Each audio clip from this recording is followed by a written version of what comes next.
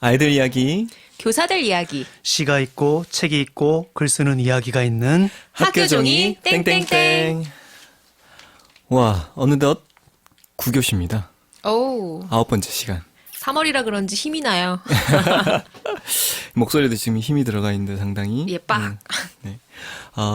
저희 학교종이 땡땡땡 팟캐스트는 매월 첫째 주, 셋째 주 금요일 업로드되고 있습니다.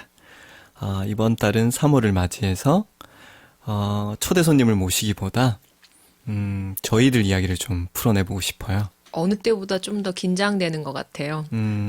그래서 저도 사실 좀 걱정도 많이 하고 준비도 나름 한다고 했어요. 저는 너무 보잘것없어서 무슨 얘기를 해야 되나 너무 고민만 많이 했어요. 누가 어깨를 누르고 있어요. 제가 치워봐 하는데 말이 될라는지 모르겠어요. 그래서 3월을 어떻게 보내야 할지, 그리고 학교에서 학생들을 어떻게 만나야 될지 구체적인 교실 풍경을 이야기로 글로 한번 풀어내는 시간을 갖도록 하겠습니다. 그래서 멀리까지 가지 않고 탁쌤 교실, 그리고 박성진, 박쌤의 교실, 그리고 전일영, 이랑쌤의 교실을 차근차근 한번 둘러볼 텐데요.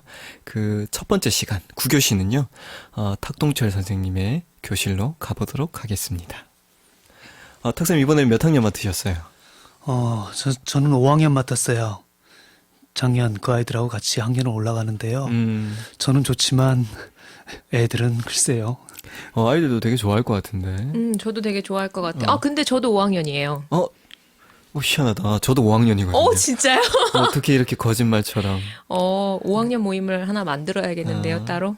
탁생과도 저랑 경우가 비슷한 게 저도 작년에 4학년인데 애들 데리고 5학년으로 올라가거든요. 요즘에는 학년군으로 연임을 권장한다고 그런 공문도 많이 내려오더라고요. 근데 주로는 5, 6학년, 이렇게 3, 4학년 이렇게 올라가는 편인데 되게 4, 5학년을 두 분 다 올라가셨네요. 강원도에서는 전임이 아니고 연임을. 맞아요. 연임을 좀 권장하는 편인데 학년군별로 권장하긴 한데 또 저 같은 경우에는 저희 학교가 또 연임을 굉장히 권장하는 분위기거든요. 그래서 아마 큰 이변이 없는 한 제가 이제 4학년 때 맡아가지고 올해는 5학년을 맡잖아요. 그럼 내년까지 6학년을 맡게 될 것 같아요. 그 학생들은. 학생의 의지와는 전혀 상관이 없죠. 저는 연임을 한 번도 해본 적이 없어서 어떨지 되게 궁금하네요.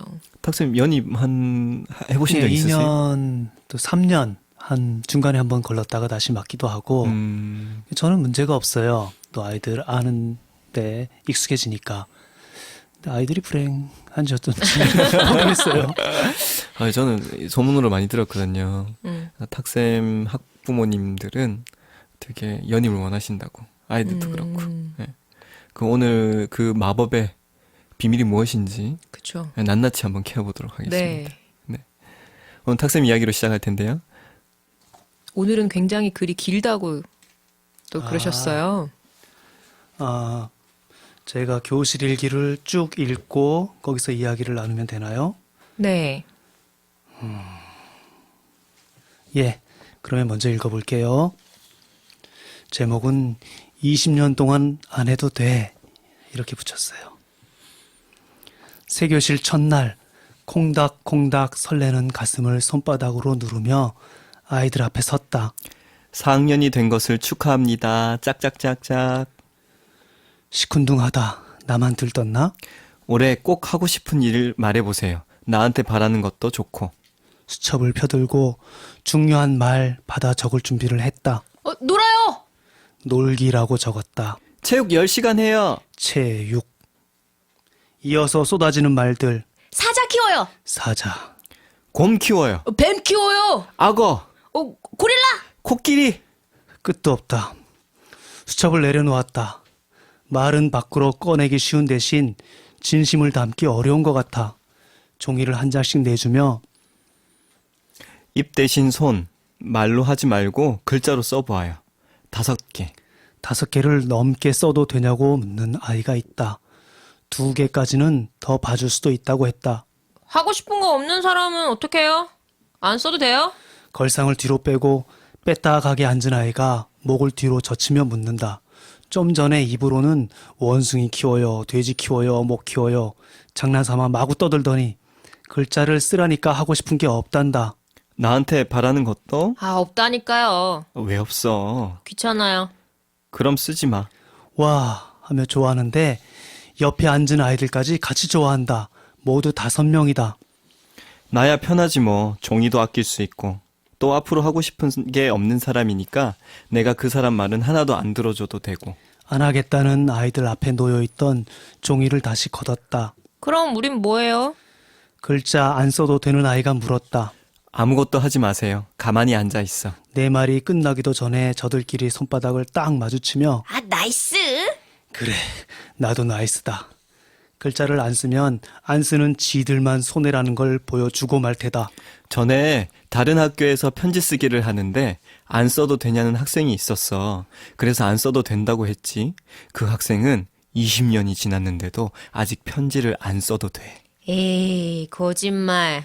으드득 뻥이 아니란 걸 보여주고 말 테다. 착하고 멋진 아이들만 종이에 글자를 쓰고 있고 글자 안 써도 되는 아이들은 저들끼리 떠들며 어수선하다. 그런데 아무것도 안 하고 그냥 있어도 된다는데 그냥 안 있고 무엇을 하는 아이가 있다. 책상에 올라가 배를 깔고 엎어지더니 그 책상을 밀며 앞으로 간다. 이름이 준태라고 한다. 너 책상이랑 친해? 끄덕끄덕. 그럼 계속 밀고 다녀. 좋다고 배로 책상을 밀며 교실을 휘젓는다. 아주 난장판이다. 이야, 정말 보기가 좋네. 배가 떠다닌 것 같다야. 글자를 써도 되는 아이들이 글자를 써서 나한테 냈다. 종이에 쓴 걸 하나하나 칠판에 적으며 정말 하고 싶은 일인지 따져보았다. 1. 연극. 연극하고 싶어? 예! 그럼 해야지. 연극에 동그라미를 쳤다. 2. 강아지 키우기. 강아지 키울래? 네! 동그라미 쳤다. 날마다 밥도 주고 똥도 치우고 해야 될 텐데 누가 할까? 손드는 아이가 없다. 이거 쓴 사람이 할 거지? 자기 혼자서는 말고 누가 하면 같이 하겠다고 한다. 그럼 일단 세모. 3. 닭 키우기. 닭 먹이 주고 물 떠다 주고 그런 거 할래? 여러 아이가 손들었다. 투덜투덜하며 난 안 하고 싶은데. 닭에 동그라미 쳤다. 닭 키우기로 했다. 4. 식물 기르기. 식물 기르기로 했다. 5. 오리 키우기. 키우기로 했다. 6. 요리하기. 무슨 요리? 케이크요! 와, 케이크 아주 좋은 생각이야. 만들자. 케이크 만들려면 뭐가 있어야지? 우유, 생크림, 초코, 딸기, 계란, 빵 굽는 기계. 우유는 어디서 구해? 돈 주고 사요. 그건 남한테 의존하는 거잖아. 교실은 의존을 배우는 곳이 아닌데. 우리가 목장 가서 우유 짜와요. 그거 좋겠다. 누가 갈 거야? 아, 우리 반이 다 같이 내일 가요. 난 바빠서 안 갈래. 너네끼리 가. 갈 사람? 아무도 손 안 든다. 우유는 안 되겠고. 그럼 빵은 어디서 구해? 가게에 가서 사요. 교실은 자립을 배우는 곳. 손발의 노력 없이 거저 얻는 건 교실에 못 들어와. 우리가 빵 만들어요. 빵 만들려면 밀이 있어야 하는데. 그럼 밀 심어요. 오, 다행이다. 작년 가을에 뿌린 밀이 지금 실습지 밭에 자라고 있어. 6월쯤에 잎사귀 여물면 우리가 낫으로 베서 털어서 빻아서 빵을 만들자. 자기가 밀한테 가서 물 줘도 되냐고 묻는 아이가 있다. 착하기는 당연히 되지. 작년 아이들도 자기 손으로 풀 뜯어서 풀튀김 해먹고 자기 손으로 감자 심고 감자 캐서 감자 요리하고 자기 손으로 벼농사 지어서 거두어서 찧어서 떡볶이 먹고 상추 심고 가꾸고 뜯어서 삼겹살 구워 먹었거든. 모든 걸 스스로 생산할 수는 없지만 몇 가지라도 자기 손발을 움직여서 얻어낸 것이 있어야 떳떳하지. 빵은 됐고 달걀은 앞으로 닭을 열심히 길러서 얻기로 했으니 됐고 생크림은? 초코는? 아이가 한숨을 내쉬며 케이크는 너무 복잡해요. 차라리 떡볶이 만들어요. 떡볶이는 쌀이 있어야 하는데. 우리가 쌀 농사 지어요. 쌀농사라. 그럼 케이크 안 만들고 떡볶이로 할 거야? 네! 아쉽다. 난 케이크가 좋은데. 너무 쉽게 포기하는 버릇은 안 좋은데. 어후, 놈 만들고 벼 키우려면 고생인데. 할 수 없지 뭐. 사람은 하고 싶은 걸 하고 살아야지. 케이크에 괄호 열고 물음표 표시하고 그 옆에 떡볶이라고 썼다. 7. 준태 엉덩이 때리기. 저쪽에서 책상을 밀고 다니는 준태한테 물었다. 엉덩이 맞고 싶어? 안 맞겠다고 한다. 아깝다. 저렇게 엉덩이 내밀고 엎드려 있을 때 가서 한 대씩 치면 소리도 참 예쁠 텐데. 할 수 없지. 안 맞겠다는 사람을 때릴 자격은 이 세상 누구한테도 없으니까 엉덩이 때리기에 가위표를 했다. 8. 뱀 키우기. 뱀 키우고 싶어? 키우자고 한다.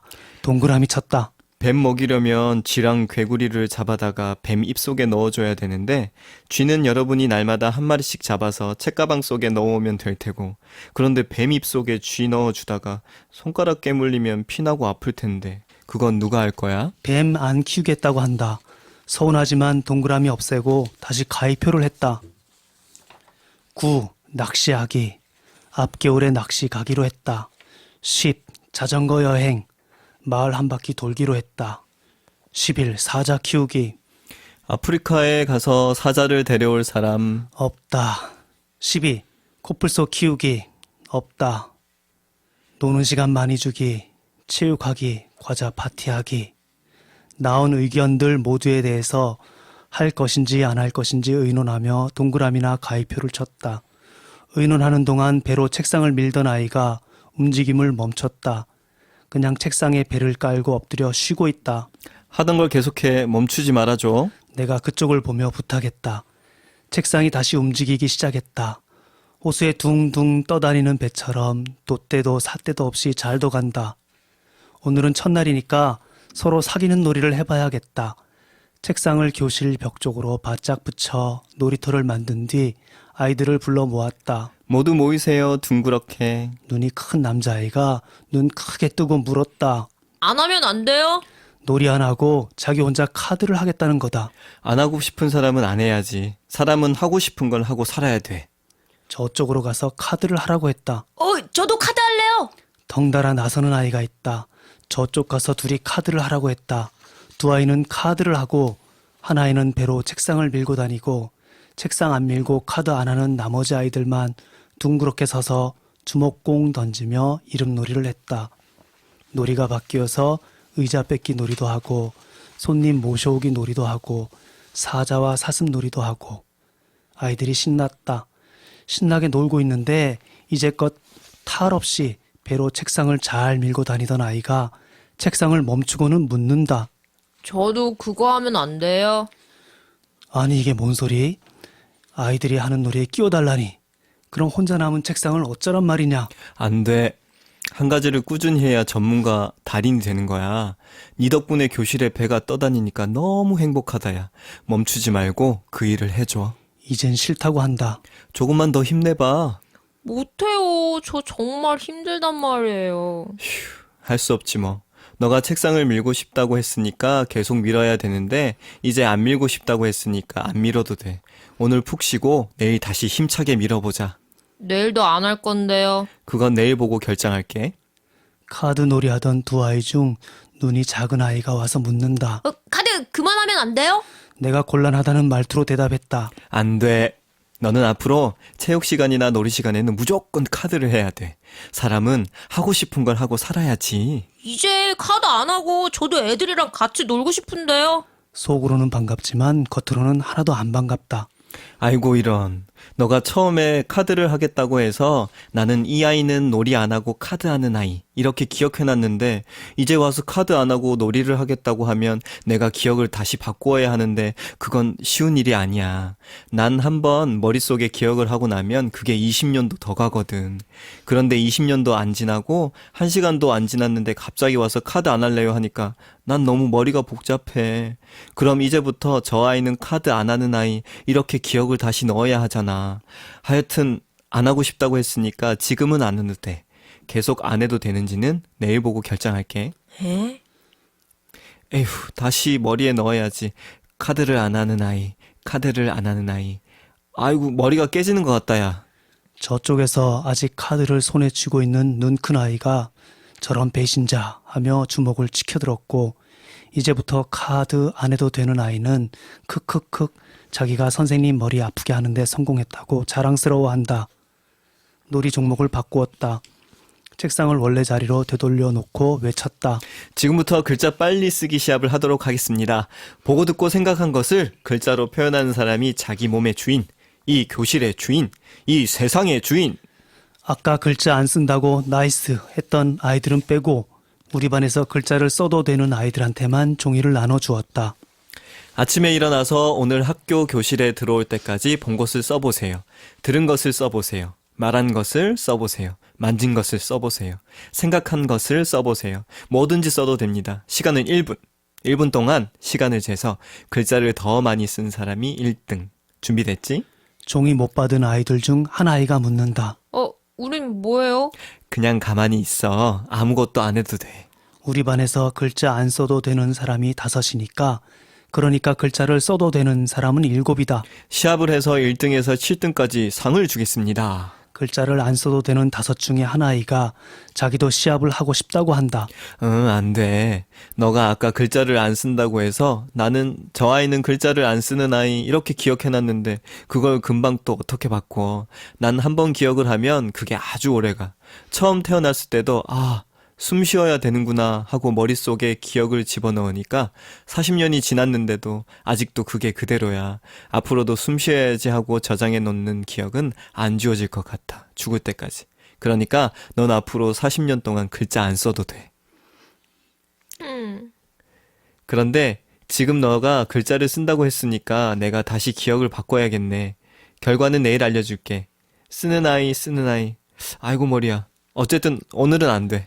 내일부터 자기 인생이 글자를 쓰는 사람으로 바뀔 수도 있는 아이는 드디어 자기도 선생님 머리를 아프게 하는데 성공했다며 좋아한다. 성공인지 아닌지는 내일 봐야지. 글씨 쓰기 준비. 손 머리 위. 손 내리고. 연필 쥐고. 시작. 똑똑똑똑똑똑. 글자 쓰는 소리. 10초 전. 9초 전. 8초 전. 끝. 연필 안 놓는다. 더 쓰겠다고 한다. 연필 안 놓는 사람은 탈락. 겨우 끝냈다. 그런데 시간을 좀만 더 달라고 하도 애원을 해서 30초 더 주기로 했다. 아이들이 1분 30초 동안 쓴 글자는 이런 식이다. 나는 오늘 현서를 만났다. 그런데 지금 눈이 녹고 있었다.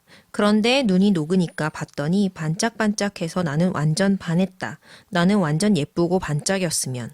혜원 55개. 아침에 엄마가 밥을 차려서 밥을 먹고 동생이랑 밥을 먹고 학교를 가고 있는데 하얀 강아지가 따라와서 뛰었다. 학교를 내가 제일 늦은 줄 알았는데 다행히 장준태가. 수연 88개. 오늘 나는 일어나자마자 밥을 한 숟가락 먹고 두부를 먹고 밖으로 나왔는데 대문에서 이슬이 떨어졌다. 그리고 학교를 가는 길에 고양이가 차에. 준혁 81개. 이렇게 7명이 글자를 썼고 1등에서 7등까지 7명이 상을 받았다. 집으로 가기 전에 내 머리를 아프게 하기 위하여 2명이 더 글자 쓰기 신청을 했고 나는 머리를 감쌌고 아무 일 없이 첫날 하루를 마쳤다. 아이들이 써낸 글에 밑줄 치며 구체, 장면, 느낌, 발견, 상상, 집중, 리듬, 시간 흐름, 순간 이런 식으로 분류를 해보았다. 내일은 내가 아이들 앞에 서서 너무너무 좋아서 어쩔 줄 모르겠는 얼굴로 말해야지. 글 잘 썼다고. 이렇게 글을 잘 쓰는 아이들과 1년을 지나게 되어 너무나 행복하다고. 글자 쓴 아이가 연필 쥔 자기 손을 자랑스러워하도록. 그리고 내일은 아주 쉬운 받아쓰기 시험을 봐서 또 칭찬을 해야지. 글자 안 써도 되는 아이가 부러워하도록. 내일은 무지무지 더 재밌는 놀이를 해야지. 같이 안 놀고 저 혼자 따로 카드하는 아이가 심심해서 죽을라 하도록. 내일은 운동장에 책상 1개를 내놔야지. 책상 미는 아이가 운동장을 받아 삼아 마음껏 밀고 다니며 꿈을 펼칠 수 있도록. 앞으로 20년 동안 쭉. 그런데 20년은 너무 짧은 것 같기도 하고. 와, 꿈 같은 얘기네요. 진짜 최고의 수업 지도안 아닌가요, 이게? 어떻게 아이들이 하고 싶은 걸 매 첫날마다 그렇게 물으시나요? 3월에 처음 만날 때는 아이들한테 물어보죠. 근데 학교를 옮겨서 처음에 물어보면 아이들이 자기 말을 제대로 할 리가 없잖아요. 의리라든가 그 우정이 없으니까. 그러니까 마구 대답을 해요. 이렇게 악어 키우기 뭐 이런 것처럼. 예. 음. 그 제가 삐치죠 또 그럼. 그렇게 애들이 그 졸업을 하고 중학생, 고등학생이 돼도 만나거든요. 네. 애들이 스승의 날 뭐 이럴 때 가까이 오면은 우리 집을 찾아오겠대요. 와. 제가 싫잖아요. 그래서 그쵸. 뭐 밖에 어디 식당에서 짜장면이나 한 그릇 사주고 그러는데 그때도 이날 애들이 기억을 하나요? 예, 학교 다니면서 졸업하면은 보통은 아들한테 미안해요. 잘 못했던 게 생각나지 뭐 내가 잘했던 생각은 잘 안 나죠. 제가 잘 삐치니까. 근데 이게 기억이 난대요. 자기가 하고 싶은 걸 제가 다 들어줬다는 거예요. 진짜요? 제가 그럴 리가 없는데. 그러니까 뭐 사실은 뭐 저가 공을 차고 싶어서 차고 뭐 이렇게 하는 거죠. 근데 그 아이는 자기가 첫날 제가 올해 뭐 할래 물어보니까 축구해요 이렇게 대답을 했다는 거예요. 그래서 제가 축구 이렇게 썼거든요. 근데 1년 내내 자기가 축구해요 이래서 제가 공을 찬 걸로 너무 고마워하더라고요. 그 예전에 탁쌤이랑 같이 같은 학교에서 근무한 선생님한테 이야기를 들었는데 점심시간만 되면 그렇게 공을 차고 계신다고 운동장에서 네. 그 이야기 들었어요. 저는 약간 시퍼러졌던 얼굴이 기억이 나거든요. 작년인가요, 그게? 작년 아니야 작년 더 됐을 거예요. 한 2년 됐을 것 같아. 총회 계실 때니까. 네, 그게 축구하다가 그때 다치셨다고 얘기를 들었었는데. 네. 예, 그 골대 저는 수비를 하고 있었고 6학년 아이가 몰고 오고 있었는데 공을 서로 뺏으려고 하다가 애가 머리를 뒤로 확 제쳤어요. 그래서 제가 뒤로 벌렁 나가 자빠졌어요. 불이 번쩍하더라고. 그래서 다음 날부터 눈이 점점 시퍼래져 가지고 밤탱이가 됐어요. 근데 이 아이는 뭐 밤탱이가 돼도 좋죠. 제가 뭐 딴짓 하다가 눈이 시퍼랬으면 부끄러웠을 텐데 어디 네. 가서 술이나 마시다가 전봇대 부딪히고 그러면 이게 뭐 얼굴을 못 들잖아. 근데 공 차다가 자기가 머리를 받아가지고 그렇게 했다니까 아이들도 다 알고. 선생님하고 또 단 둘만의 추억이 만들어진 거기도 하고 제가 그때 당시 이야기를 듣고 제가 이제 새롭게 간 학교에서 저도 점심시간마다 1년 동안 공을 찼어요. 근데 그때 당시에 6학년 담임 선생님이 교무를 또 같이 맡고 있었거든요. 그래서 이제 자기도 아이들이랑 같이 놀아주고 싶은데 못 놀아주는 바쁘시니까. 거예요. 그래서 제가 대신에 이제 운동장에 나서 늘 공을 같이 애들이랑 같이 차니까 5, 6학년 애들이 다 나와가지고 6학년이 끝날 무렵에 굉장히 저한테 고맙다는 이야기를 하시더라고요. 너 때문에 야 인성교육 그냥 됐다면서. 그래서 저는 뭐 탁쌤한테 듣고 그냥 공놀이 같이 축구 공 차고 이랬던 것만 그냥 그렇게 했었는데 그게 의외로 아이들한테 그렇게 좋았던 기억이었나 봐요. 그 졸업생들이 와서 아직도 그런 이야기 해요. 공 열심히 찼다고 그때. 늘 투덜거리면서 소매를 잡혀서 끌려가서 공을 차는 거지. 사실은 축구가 좋은 운동은 아닌 것 같아요. 아이들하고는 좀 다른 놀이, 땅바닥 놀이가 참 좋겠어요. 그물 긋고 뭐 오징어 놀이, 또 뭐 돼지 불알 놀이, 뭐 진놀이 이렇게 팔자놀이 이런 것들이. 근데 올해 우리 학교 보니까 그렇더라. 학교에 잔디를 자꾸만 깔잖아요. 네, 그렇죠. 아이들은 땅바닥 놀이가 맞아요. 공만 차라는 거야. 되게 아쉬운 게 저희도 이제 인공잔디, 저희 학교도 인공잔디 깔고 전통놀이 공간이라고 해서 선생님들이 또 페인트로 금을 그어줬어요. 아이고. 그러니까 애들이 뭔가 금을 긋거나 그런 게 아니고 뭔가 이렇게 너는 여기서 놀아 이렇게 금을 그어놓은 것 같은? 그렇죠. 놀이의 개념이 그렇게 딱 규격화되고 획일화된 게 아닌데 아이들끼리 서로 만들면서 규칙도 서로 협상을 하고 네. 인원이 많으면 넓어졌다가 맞아요. 또 인원이 적으면 좁게 그었다가 그런 것들이 놀이의 변형이고 창조력인데 참 안타까워요. 그런 거 보면. 이상하게 됐어요. 이게 잔디를 깔고 뭐하고 이게 학교에 돈이 있어서 그런 것 같아요. 그리고 없어야 될 것 같아, 돈이 아예. 그리고 또 제가 저희 학교 운동장에 한번 인공이 아니고 천연 잔디를 깔려다가 한번 선생님들이 이렇게 같이 말씀을 드려서 이렇게 한번 좌절시킨 적이 있어요. 교장 선생님을. 근데 교장 선생님이 이제 그렇게 한 번에 눈에 바뀌게 뭐가 크게 바뀌면 그게 자기 치적이 되고 그게 약간은 밖으로 보이기에 홍보하기에 좋은 무슨 수단 같더라고요. 그렇게 생각하시는 경향이 좀 있으셔요. 그런 일들이 참 걱정스러워요. 어른이 자꾸만 마련해버리는 거, 그 페인트로 놀이도 이렇게 만들어버리고, 과정을 없애버리는 거죠.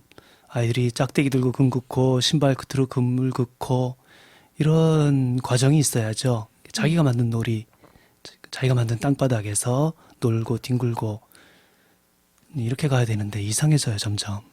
어떻게 보면 늘 이게 뭔가 핸드폰 게임도 그렇고 이제 놀이의 장이 이미 아이들한테 주어진 곳에서 이제 그 놀이들만 하는 거잖아요. 핸드폰 게임이나 뭐 이것저것 다.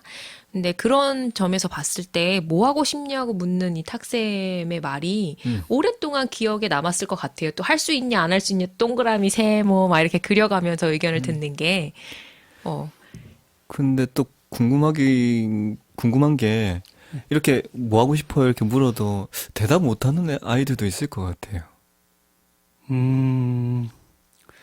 그렇겠죠. 처음에는 그럴 거예요. 좀 지내면서는 어떻게 하든 이 아이한테 말을 하라고 시키는데 옆구리를 간지르든 뭐 발바닥을 간지르든 처음에는 어쩔 수 없죠. 이 준태라는 아이가 그런 아이가 아닐까 싶기도 해요. 삐딱하게 이렇게 앉아 있었던 아이, 책상을 밀고 책상을 다니던 밀고 배가 되었던 아이. 네. 내보일 게 없는 거죠. 말로는. 근데 사실 탁쌤은 이렇게 교실 이야기를 들여다보면 대처하는 방식이 저희가 일반적으로 생각하는 교사들의 방법이랑 좀 다르고 특이한 것 같아요. 옆에서 저렇게 밀고 있으면 시끄럽다고 가만히 좀 앉아 있으라고 화를 냈죠. 이렇게까지 그러진 아니면 않았을 이 것 같아요. 교실에서 조금 잠깐 분리를 시켜 놓는다든지. 예. 그러니까 왜냐하면 저희는 항상 이런 논리잖아요. 다른 공부하는 학생들을 위해서 한 아이는 조금 이렇게 배제를 하더라도, 그러니까 약간 이 공리주의라고 해야 되나요? 또 다수를 위해서 다수를 위해서 소는 좀 희생을 해야 된다라는 네. 항상 그런 딜레마에 빠지긴 하죠. 근데 이런 거 탁쌤은 시끄럽지 않나요? 정작 밀고 있으면 아이들이. 그러게요. 좀 그림처럼, 그러니까 좀 재밌어야 되잖아요. 어쨌든 장면이 재밌지 않으면 잘 못 견디는 것도 있고, 또 보면은 그 지난 시간에 박선미 선생님이 아침에 지각을 했는데 교장 선생님이 조에 서서 막 말씀을 하시잖아. 근데 아이들은 와 낙엽 봐라 단풍 봐라 하고 좋아하고 거기서 그 교장 선생님이 중요한 일을 하는 거예요. 그때도 말을 했는데 그 전봇대처럼 배경이 되어주잖아.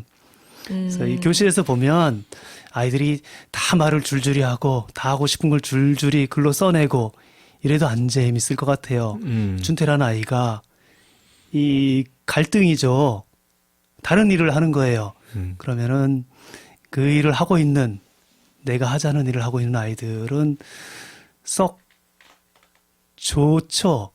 잘 하려고 하고 저 아이가 있기 때문에 그림처럼 보이기도 하고 예. 뭐 글을 쓰는데도 갈등이라는 게 굉장히 소중하죠. 그래서 교실에서 가장 안 좋은 교실이 다 착한 아이들만 있는 교실. 내 말을 눈을 부릅뜨고 잘 들어야지 이런 마음을 먹고 있는 아이들이라면은 오히려 힘들 것 같아요. 전 되게 무서울 것 같은데요. 그 선생님들이 보통은 착한 애들이 있기를 원하잖아요. 그럼요. 예.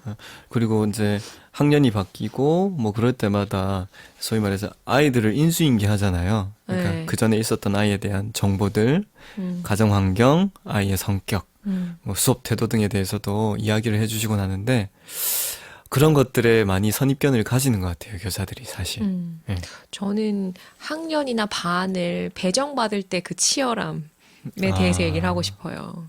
예를 들면 그 학년은 별로야 뭐 이렇게 얘기하는 학교마다 그런 게 있잖아요. 피하고 싶은 반이라던가 피하고 싶은 학년, 피하고 싶은 아이. 그래서 이제 조금 수월한 그런 반을 찾아가는 그런 게 이렇게 되게 좀 치열하게 암투로 이렇게 벌어지는 것 같은 장면들을 맞이할 때가 많은 것 같아요. 새 학기에는. 제가 듣기로는 탁쌤 같은 경우에는 그렇게 좀 힘든 아이, 소위 말해서 교사가 다루기 힘든 아이가 있으면 자진해서 맞는 경우가 되게 많다고 하던데. 제가 자진해서 뭘 한다 이러면은 좀 괜찮은 선생님처럼 보일까봐 그 말은 안 하겠습니다. 근데 방금 전경 선생님 말했듯이 뭐 그 학년은 별로야. 또 어떤 아이는 어때? 이런 거는 세상에 없어야 좋을 것 같아요. 그리고 그 전에 맡았던 선생님이 어떤 아이에 대해서 이 아이는 어때? 이렇게 자세히 말하는 것도 그게 쓸모 있는 일일까 싶어요. 그건 그 선생님이 본 그 아이일 그 뿐이죠. 아이고. 선생님은 새로 만나서 자기가 만나서 보는 그 아이만 있을 뿐이죠. 이렇게 살짝 역발상 같아요. 이렇게 뭐 하고 싶지 않은 아이를 그대로 내버려 두는. 대신 이제 그거를 역으로 걔가 하고 싶게끔 계속 만드는 만드는. 걸 하는 거잖아요. 모든 게 허용이 되는 것 같지만 사실은 굉장히 필요하고 탁쌤이 중요하다고 생각하는 활동들에 아이들을 끌어들이는 어떤 마력 같은 게 있는 것 같아요. 아이들이 하고 싶은 걸 해야 한다 이런 생각들이 조금 저는 보이는 것 같은데. 제가 고집이 되게 세요. 그래서 중요한 제가 중요하다고 여기는 거는 뒤로 숨기는 거죠. 끝까지. 요게 아이들이 하자고 뭐 해요 하자고 하지만 선택은 제가 하죠. 아이들이 케이크 만들어요 할 때 제가 좋았으면은 케이크를 했겠죠. 케이크 제가 만들자. 응. 이렇게 됐겠죠. 근데 아이들하고 말싸움하면은 제가 보통은 좀 잘하더라고. 아이들이 설득이 돼요. 그래서 그래는 아쉽다고 해놓으시고는 진심은 다르시네요. 보통 정직한 사람이 힘들잖아요. 좀 뻥이 있어야만. 제가 뻥이 있다는 뜻은 아닙니다. 아니 그러면 탁쌤은 그 교직에 처음 발을 딛고부터 늘 이러셨나요? 아니죠. 처음에 만났던 몇 아이들은 어쩌다가 마주치거나 연락이 오면 굉장히 마음이 힘들어요. 정직을 강요했던 것 같아요. 옳은 일, 너 말이 그 말이 사실이야 아니야. 그러니까 아이들을 다그치게 되고 그렇죠. 그 뒤에 지내면서 보니까 아이가 거짓말을 하더라도 까닭이 있는 거예요. 네. 아이들을 만나면서 그게 맞진 않구나. 반드시 옳게 말해라. 정직해야 된다. 비뚤어지면 안 된다. 이런 것들이 참 쓸모없는 일이구나. 한 아이를 힘들게 하겠구나. 이런 생각이 들었어요. 처음에는 국어교과서에 처음에 나왔을 때는 뭐 이야기 지어서 말하기, 상상의 글쓰기 이런 것도 저는 하찮게 여겼던 것 같아요. 이게 뭐 아이들을 사람을 거짓 말쟁이로 만들려고 이런 글쓰기를 하는 거야? 이런 신념, 쓸데없는 신념까지 있었어요. 지금은 재밌잖아요. 그래도 되고 모르겠어요.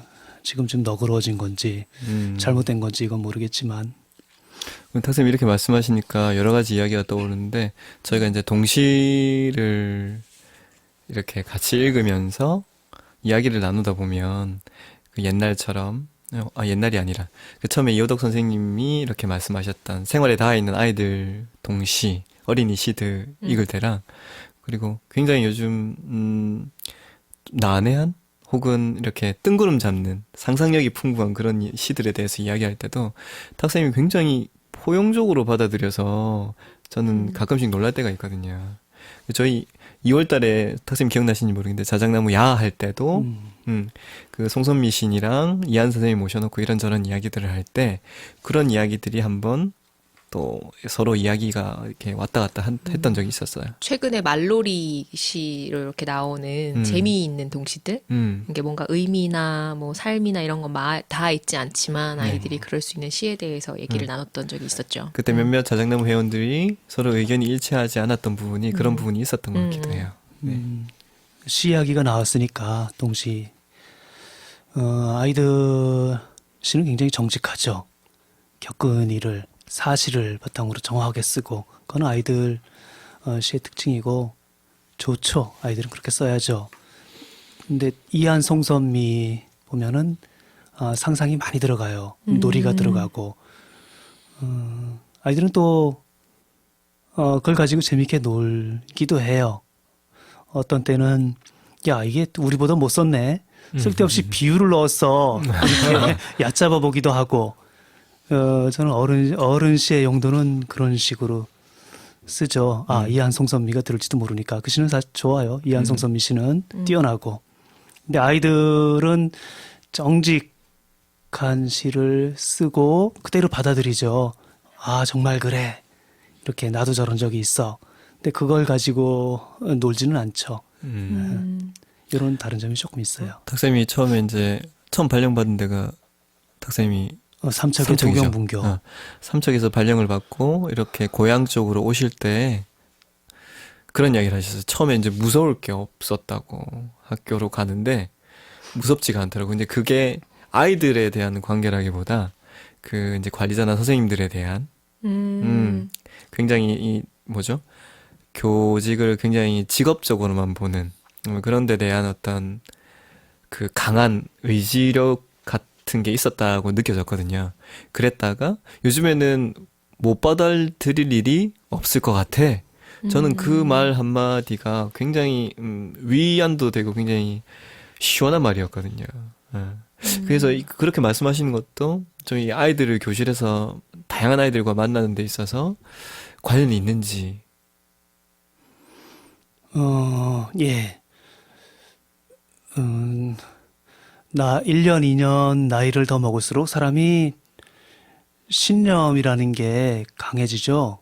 별로 쓸데없는 일이기도 하고, 옳은 일인지도 모르겠어요. 근데 그거는 숨겨야 되겠다는 생각이 들어요. 제가, 지난번에 그 복직 전 교사들 그 연수 자리에 가서 얘기를 한 적이 있는데, 그때 그 선생님 중에 한 분이 제가 처음 선생으로 나왔을 때 2학년 우리 반 아이였어요. 통통하고 눈이 반짝반짝한 아이였는데 그래서 그 자리에서 만난 거예요. 그래서 벌써 35살이 돼요. 이 어린 아이가. 예, 그래서 그대로 그 장면이 떠오르죠. 반가우면서도 이 선생님은 이제 눈물이 글썽글썽하고 반가우니까 저도 반갑게 손을 내밀면서도 어쩔 줄 모르겠는 거예요. 미안스럽고 아이들한테 무엇이 옳다 이런 사람이 돼야 된다. 너 잘못됐다. 이건 거짓말이야 아니야. 이런 것들을 너무 강요를 했어요. 하여튼간 그래서 처음에 2년 3년 이 아이들한테 미안하고 그렇기 때문에 그 뒤에는 되게 애를 썼어요. 미안한 선생이 안 돼 보려고. 그래서 좀 감춰보려고 제 신념을. 그래서 좀 황당한 선생이 돼버렸죠. 탁쌤 글에 보면 놀이들도 되게 많이 나오잖아요. 그 3월 달에 함께 이렇게 좀 어우러질 수 있는, 서로 사귈 수 있는 놀이들을 하셨다고 하셨는데, 궁금하실 것 같아요, 다른 분들도. 어떤 놀이들을 선택을 주로 하세요? 사귀는 놀이라고 하면. 여기 뭐 구체적으로 주먹공을 던지며 이름놀이 뭐 이런 거. 주먹공. 의자 뺏기 놀이도 하고 손님 모셔오기 놀이도 하고. 처음에 만나면 굳어 있죠, 아이들이. 저도 굳어 있고, 저도 아이들이 겁나요. 근데 움직여 보는 거죠. 이렇게 움직여 보다 보면은, 풀려가지고, 그 놀이를 하다 보면은, 아이들이 이 놀이 해요 해서, 놀이가 놀이를 끌고 오는 것도 있고, 말하는 것하고 비슷해요. 놀이를 하면서, 이제 자연스럽게 말이 풀리기도 하고, 또 말도 마찬가지죠. 앞에 말 서로 쓸데없이 뭐 막 수다도 떨고 이러다가 내가 이런 말도 해? 아이들도 자기네가 놀랄 거예요. 나한테 이런 생각이 있었어? 이런 것처럼, 무엇을 해보는 거는 중요해요. 손발을 움직이는 건 조금 더 중요하고, 거기서 생각이 나오니까. 그래서 처음에 놀아보고, 그 다음에 제가 길이 보인다? 이런 생각 들고, 놀면은, 요 다음에 이렇게 해보자. 그래서 움직임 속에서, 어떤 생각을 좀 해보게 되죠. 그렇구나. 저도 요기 중에서 손님 모셔오기 놀이는 학기 초에 좀 하는 편인데요. 저는 주로 고학년을 많이 해서 이게 이제 빈 의자 양쪽으로 아이들이 앉아서 빈 의자에 다른 친구를 데리고 오는 거잖아요. 그러니까 늘상 빈 의자가 하나는 존재하는 거죠. 물론 요즘에는 연극놀이라고 해서 뭐 이쪽 저쪽 연수도 많고 원격 연수로도 많이 나와 있고 책으로도 많이 나와 있어서 아마 찾으시면 아실 텐데 저는 거기에다가 이제 양쪽에 남자가 앉으면 여자를 그리고 여자가 앉으면 남자를 여자 남자는 상관없고 그렇게 해서 약간 고학년들은 남녀 갈리는 게 되게 심하거든요. 그렇죠. 편가르기가 네. 되게 심하죠. 그래서 학기 초에 서먹할 때 이거를 좀 스피드 있게 막 하다 보면 자기네들도 모르게 이제 손잡고 스킨십을 통해서 좀 친해지는 계기가 되더라고요. 그래서 저도 요거는 학기 초에 조금 해보는 놀이 중에 손잡기 하나예요. 싫어서 막 연필을 잡고 있고 그럼 걸려요. 옷을 늘어뜨려가지고 옷을 잡고 있고 뭐 이런 경우 그러면 많은데. 걸리는데 네. 그게 애들이 할 수밖에 없는 게 저희 반 벌칙이 제가 뽀뽀하거든요. 이거 조심해야 돼. 네. 이거. 나는 걸리고 싶다는 말을 나도 하려다가 걸리고 싶다. 네, 안 했습니다. 애들은 절대 그렇지 않습니다. 그래서 되게 잔인한 벌칙으로 알고 있기 때문에 그렇구나. 절대 걸리지 않으려면 차라리 손을 잡는 게 낫죠. 그런 좋은 방법이 있었구나. 예.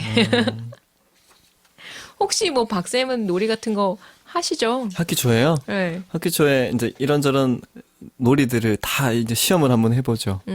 시험 해봐서 이제 이런 놀이들이 가끔씩 이제 저희는 이제 일주일에 한 번씩 1시간씩 이제 그런 시간을 노는 시간을 갖거든요. 불어. 네, 불어. 체육을 하지 못하거나 이러면 저희가 체육관이 없기 때문에 교실에서 그렇게 놀아요. 연극놀이를 하면서. 그래서 뭐 무화꽃이 피었습니다도 하고 그리고 또 뭐 알병아리 닭 뭐 이런 거 되게 좋아하더라고요, 애들이. 변신하고 네. 그죠? 그리고 뭐 좀비라든지 약간 이렇게 의인화한 것들 있죠. 뭐 그런 것들 놀이들 되게 좋아해요. 네. 주로 저는 이제 작년에는 4학년을 맡았었는데 애들이 막 몸을 너무 격하게 역동적으로 움직이는 놀이들을 좋아하더라고요. 해보니까. 예. 그래서 조금 정적으로 움직일 수 있는 놀이가 뭘까? 뭐 이런 것들 고민도 한번 해보게 되었고요. 그런 식으로 놀고, 그다음에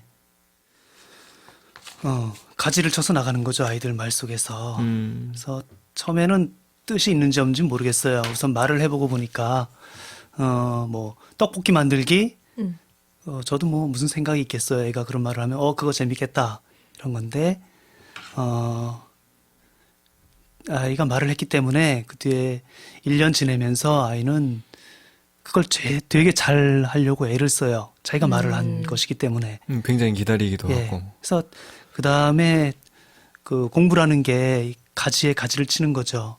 그러니까 떡볶이 했으면은 그 다음에 땅을 파야 되잖아. 논을 만들어야 되니까 애들이 삽질을 하고 그 다음에 거기다 물을 채우고 영통해가지고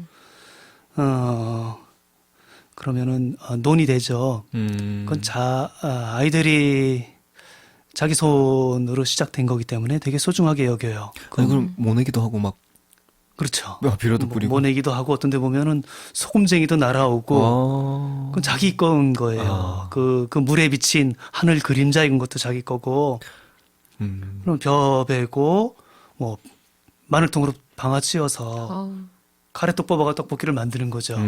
엄청 맛있어 하겠어요. 그래서 사실 별 맛이 없는데도 애들은 되게 맛있죠. 이게 자기 거라서 자랑스러워하고.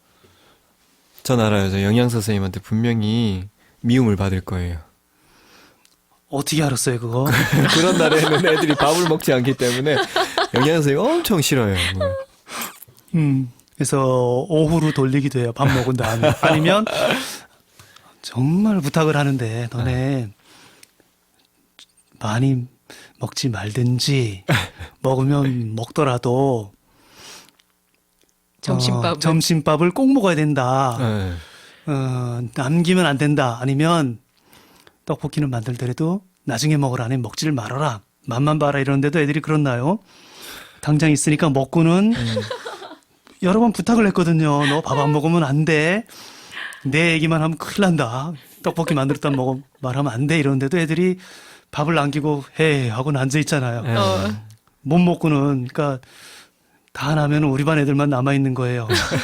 그럼 이 놈들이 또 일러줘요. 사실은 떡볶이를 많이 먹었어요. 배가 불렀어요. 아이고. 참. 진짜 애들이 농사를 지어서 그 쌀로만 떡볶이를 만들어요? 예를 들면 뭐 선생님들 중에서 뭐 집에서 조금씩 보태기도 하고 쌀 그렇잖아요. 사실은 이제 조금 보태야 될 때도 있어요. 근데 아이들은 어쨌든 손발과 다 있기 때문에 자기 거예요. 예. 난데없이 뭐 떡볶이를 만든다. 방앗간에서 떡볶이를 사가지고 와가지고 가래떡을 사가지고 와가지고 만든다. 뭐 그것도 좋지만 뭔가 관계가 툭 끊어져 있다는 느낌이 들어서 케이크 같은 경우 이제 더군다나 많이 끊어져 있고. 그래서 아까 운동장 얘기를 했는데 같은 것 같아요. 이게 잔디를 심어놓거나 운동장에 어른들이 그물 그어서 니네 여기서 놀아라. 이게 바로 그 손발에서부터 시작하지 않고 툭 끊어진 관계로 교사가 주인공이 돼버리는 거죠. 예. 그냥 아이들이 다 같이 이렇게 활동에 참여하는데 배로 이렇게 책상에 배로 밀고 다니는 아이, 그리고 카드 놀이를 하겠다는 아이, 글 안 쓰겠다는 아이들. 글 안 쓰겠다는 아이, 이게 내치지 않고 그래. 그런데 이제 또 설명으로 이렇게 이야기를 해서 끌어오는 방법도 정말 미덥고 예쁘게 이야기를 하시는 것 같아요.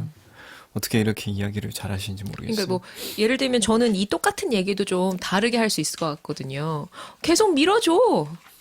보기 좋다야. 뭐 이렇게 왜 비꼬듯이? 네, 그러니까 실제 내 마음이 너무 적나라하게 드러나는데 제가 느끼는 탁쌤의 그런 말투는 진심일 것 같거든요. 야, 너 좀 밀어줘라야. 너무. 네, 그것도 너무 아름답게 여기는 거지. 그러니까 얘가 헷갈리는 거야. 분명히 이거 다른 선생님 같으면 화를 내고 이 교정을 해줄 텐데. 그쵸. 그러니까 이거 안 할 수도 없고 할 수도 없고 당연히 힘들고. 솔직하게 말하면 억장이 무너지죠. 저 요것도 살짝 궁금한데요. 글쓰기, 1분 글쓰기라는 걸 또 하셨어요. 예. 이거는 약간 애들, 제가 이제 뭐 탁쌤네 반 글을 이제 저희가 글쓰기 모임을 하기 때문에 이렇게 보잖아요. 근데 유독 탁쌤네 반 아이들 글을 보면서 감동을 많이 한단 말이죠. 네. 그렇게 하는 뭔가 전초전의 느낌? 예. 이게, 제가 아이들이 글을 쓰는 거는 중요하게 여기잖아요. 귀하게 여기고. 그러면 숨기는 거죠. 그러니까 중요하게 여기는 거를. 보통 이제 선생님들이 아이들이 땀 흘려서 일해야 된다 이러면 아이들한테 일을 하라고 해서 아이들이 끝내 그걸 싫어하게 만들잖아. 또 공부도 선생님이 중요하다고 여겨서 공부해야지 하고 시키면 애들이 끝내 싫어하잖아요. 맞아. 예. 그래서 글쓰기도 제가 중요하게 여기기 때문에 하지 말아야 되는 거예요. 숨겨야 되는 거예요. 그래서 글쓰기가 아니라 이거는 글자 쓰기, 놀이를 하는 거죠. 처음에 시작은. 예. 자기 아이들이 글을 쓴 건 아니에요. 처음에 아이들이 만났을 때 뭐 돼지 키워요, 코끼리 키워 했을 때 그럼 하고 싶은 걸 글자로 써봐. 그러니까 어떤 아이들이 바로 난 안 할래요 이러잖아. 글자를 쓴다는 게, 손을 움직여 쓴다는 게 힘든 일이에요. 그래서 싫은 건 당연해요. 근데 글자 쓰기는 이건 글 쓴 게 아니라 놀이를 하는 거니까 하죠. 한 글자로 더 쓰려고 하고. 일단 써내면 의미를 찾아줄 수가 있죠. 거기서 좋은 글이 필요한 건 아니에요. 엉망인 글이 더 필요할 거예요. 처음에는. 그래서 어떤 무늬가 있는 것, 아무것도, 무늬가 있는 것은 그냥 무늬가 있는 거고 교사가 할 일이 없어요. 이미 뭔가가 있다면. 그러니까 이런 식으로 뭐 개울에 돌멩이가 있다. 그러면은 그거를 멋진 무늬가 있는, 뭐 별이 있는 이걸 찾아가지고, 이거는 교사가 할 일은 아닌 것 같아요. 말이 꼬였네. 무슨 말인지 어려워졌어요. 알겠어요. 네. 저는 무슨 말씀인지 진짜요? 알겠어요. 네.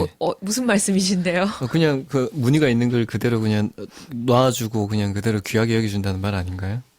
다른 건가요? 아무것도 없는 것에서 이렇게 찾아내는 거죠. 가만히 들여다보면 여기에 나뭇잎 모양도 같고 저기 별이 떠 있는 것도 같고 대단해지잖아요. 아무것도 아닌 돌에서 교사가 이호덕 쌤한테 배운 거죠. 이런 태도는 그렇게 보려고 하고 그래요. 플라타나스 꼭대기에서 잎을 갉아먹던 털벌레 하나가 바닥에 툭 떨어졌더라도 아무것도 아니면 아무것도 아닌 건데 이렇게 땅바닥을 기어가는 존재가 있다 이렇게 봐줄 수도 있고 자연스럽게 중력의 법칙으로 움직이는구나 이렇게 봐줄 수도 있고 그러니까 교사가 그게 무엇이든 간에 봐줘서 위대해질 수 있는 거죠.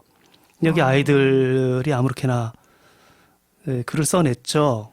그러니까 네. 글자 쓰기를 해서 그러면은 저 같은 경우는 이제 시를 이렇게 가지고 있는 거잖아요. 의도를 하는 거잖아요.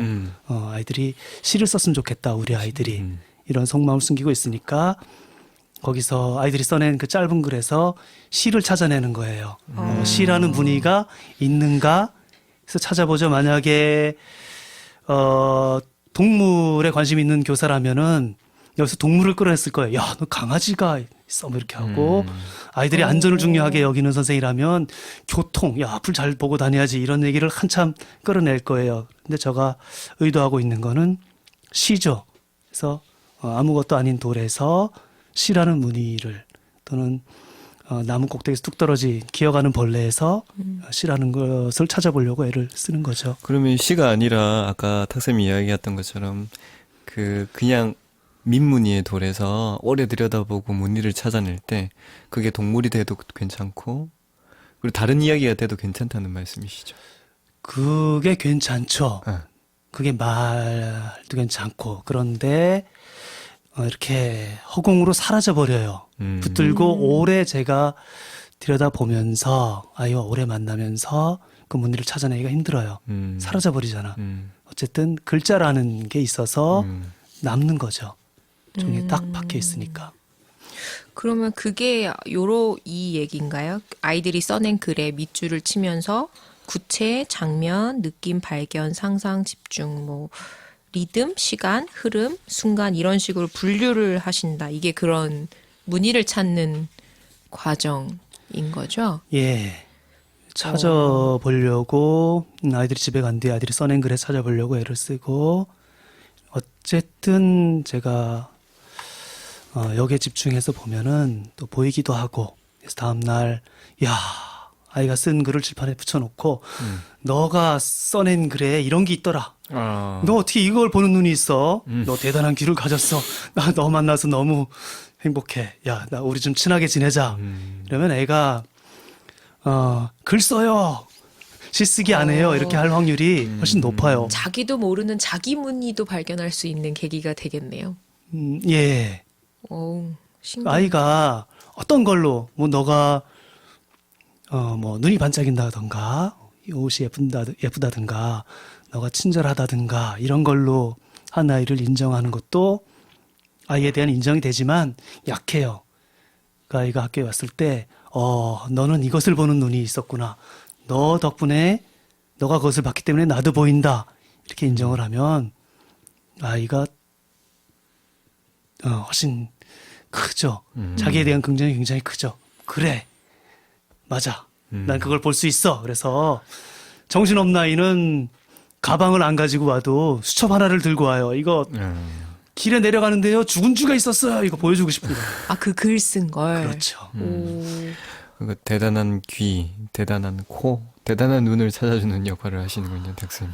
왠지 들으니까 엄청 멋있는 것 같은데 어떻게 해야 될지는 모르겠어요. 그러니까 물론 글을 보고 그런 걸 발견하고 싶지만 사실은 여기 분류되면 어떤 게 구체고 어떤 게 장면이고 이런 거 잘 모르겠거든요. 혹시 오늘 여기 예로 들었던 혜원이나 수연이, 준혁이 이야기가 있는데 혹시 그 글에서 어떻게 하시는지 그냥 살짝 엿볼 수 있을까요? 저도 잘 모르고 그냥 되는 대로 말을 하는 거예요. 어떻게 하든 인정을 해보고 싶어서. 그런데 어떤 것을 리듬?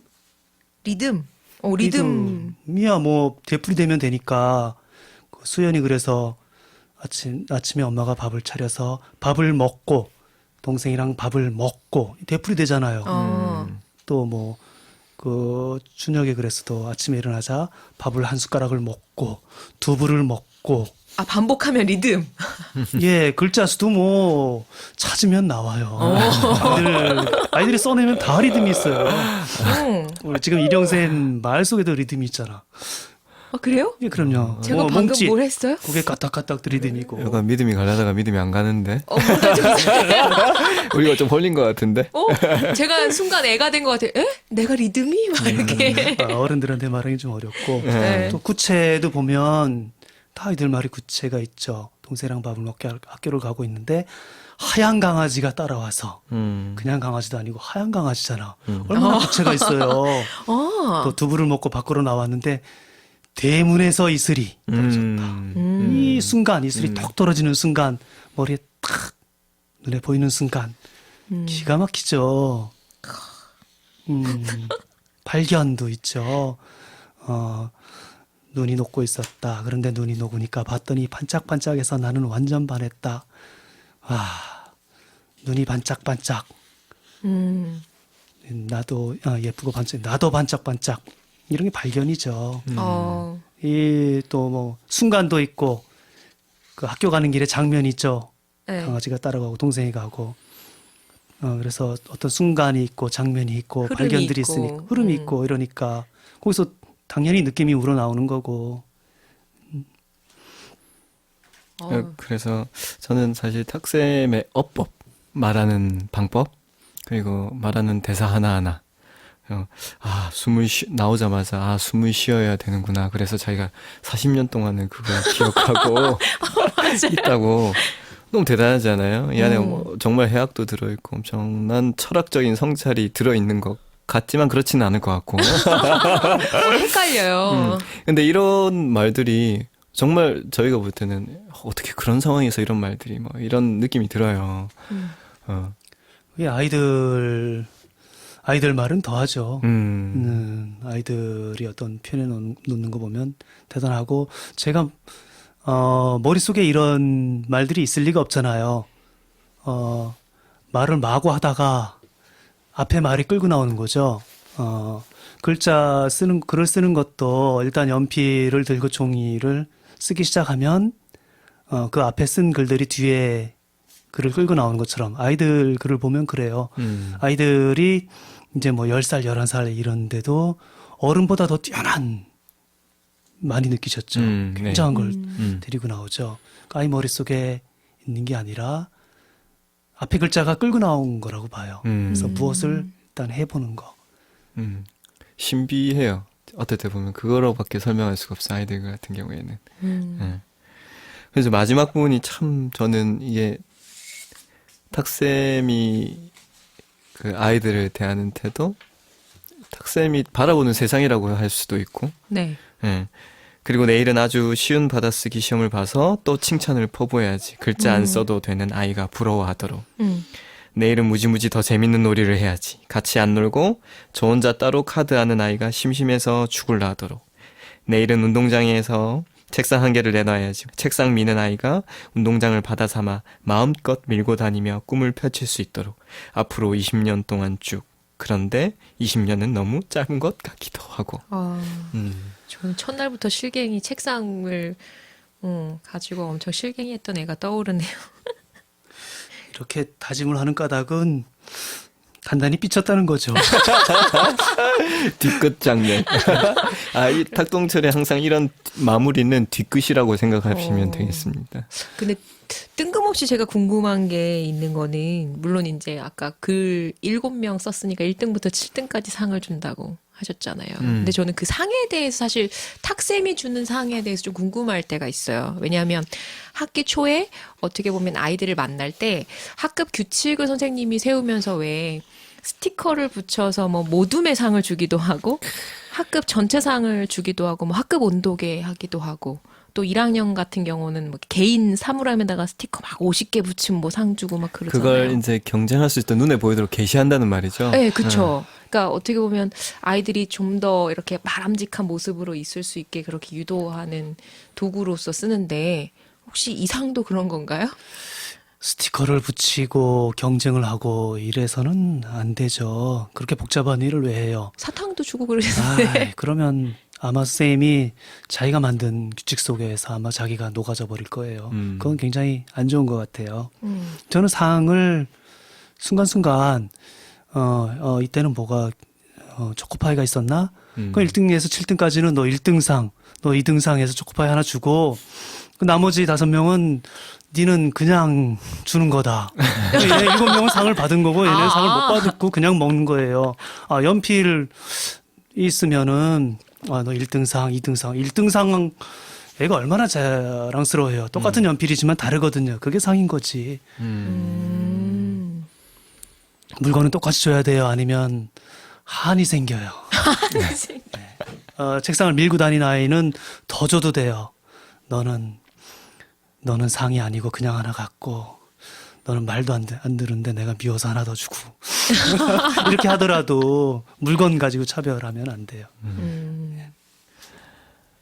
와, 이 탁쌤 1시간 교실 이야기만으로도 정말 많은 이야기를 나눌 수 있을 것 같아요. 이 안에는 처음 아이들과 만나는 부분도 들어있고 수업 중에 할 수 있는 놀이도 중간중간에 들어있고 그리고 탁쌤이 평소에 생각하는 교육 철학도 녹아있다고 보면 되겠죠. 네. 그런 것 같아요.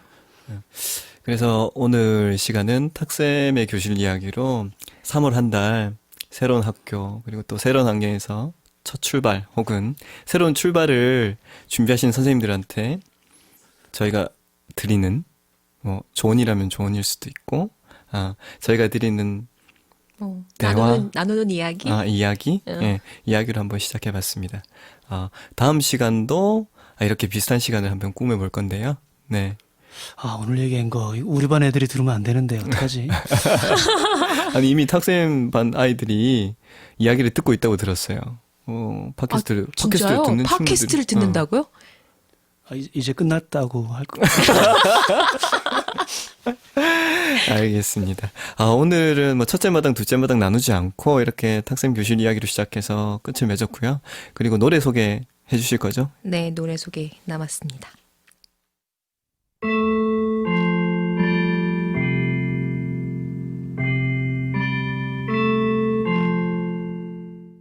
오늘 들려드릴 노래는요, 요 아이들이에요. 지금 5학년 올라가는 탁쌤네 반 아이가 쓴 시입니다. 작년에 설악 어린이 노래잔치에서 이 아이의 시가 뽑혀서 노래가 됐는데요. 시의 제목하고 노래 제목이 좀 달라요. 시의 제목은 논두렁 흙이라는 제목이고, 이걸로 만들어진 학교 가는 길이라는 노래를 들어보려고 합니다. 시를 먼저 읽어드리면요. 논두렁 흙, 상평 4학년 송혜주. 학교 가는 길에 논두렁 가는 길에 논두렁 흙이 끈적끈적 발바닥이 찐덕찐덕 신발을 잡아당겨 늦었는데 더 늦겠다 라는 시예요. 그래서 이걸로 그 노마라고 하는 그분이 만드셨어요. 곡을 붙여서 노마 김종철 나비공장 대표이신 분이 곡을 붙여서 학교 가는 길이라는 노래를 만들어 봤습니다. 요 시를 아침에 아이가 혜주가 말을 했거든요. 학교 오는데요. 발바닥이 자꾸만 잡아다녔어요. 흙이. 그래서 와 세상에 걸어오는 아이 네가 걸어오는구나. 그러니까 보는구나. 이러니까 그 뒤에 아이들이 걸어오려고 되게 애를 썼어요. 그리고 자랑스러워했어요. 나 걸어왔어요. 좋았어요 이러고. 버스 타거나 부모님 차를 타는 게 아니고. 선생님 한마디에 그 교실 풍경이 달라져 버리네요. 그러네요. 이제 저는 이 시에서 이제 늦었는데 더 늦겠다 막 이런 거에 탁쌤네 반이면 이런 생각도 할 수 있겠구나. 늦었는데 그냥 가지 말까 뭐 이럴 수도 있잖아요. 네. 그런 그 탁쌤의 교실 풍경을 볼 수 있는 아주 감동적인 노래를 한번 들어보도록 하겠습니다.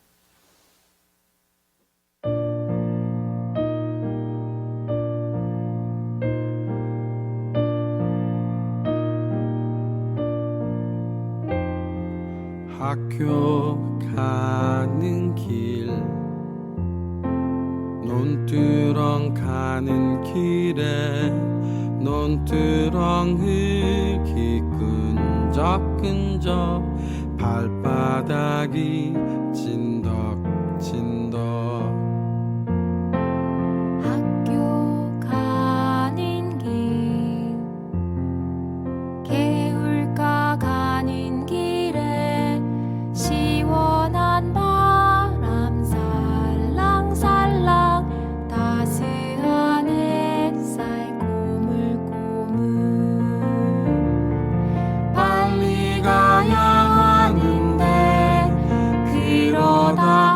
학교에 늦을 텐데 신발은 투성이 개울물이 나를 부르네 학교 가는 길 설레는 마음 안고 선생님과 친구들 얼굴 떠올리며 웃음 짓네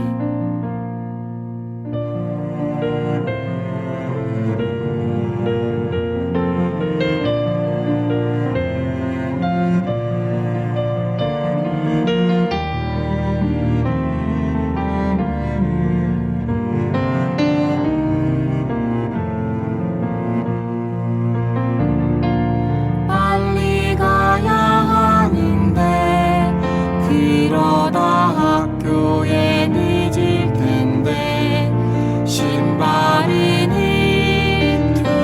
투성이 개울물이 나를 부르네 학교 가는 길 설레는 마음 안고 선생님과 친구들 얼굴 떠올리며 웃음 짓네 떠올리며 웃음 짓네 학교 가는 길 즐거워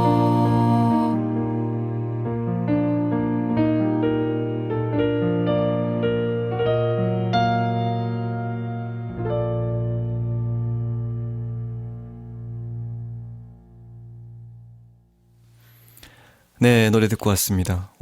탁생 근데 이 목소리가 굉장히 많이 듣던 목소리 안 같아요?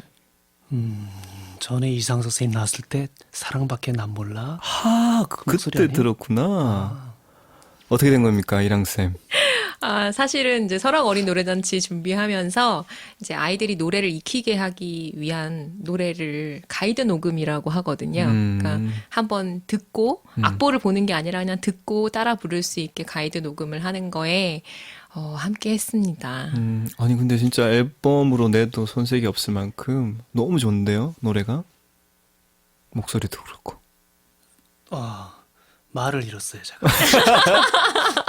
근데 제가 저렇게 부른 것 같지는 않고요. 요즘에 최신 기계들이 아주 성능이 좋네요. 오늘 3월 첫 출발부터 너무 기분이 좋습니다. 탁쌤 훈훈한 교실 이야기랑 또 이랑쌤의 낭낭한 목소리, 노래로 마무리하니까 너무 좋네요. 그러면 다음 시간에도 또 이렇게 즐거운 분위기로 한번 만나볼까요? 네. 다음 시간에 또 만나요.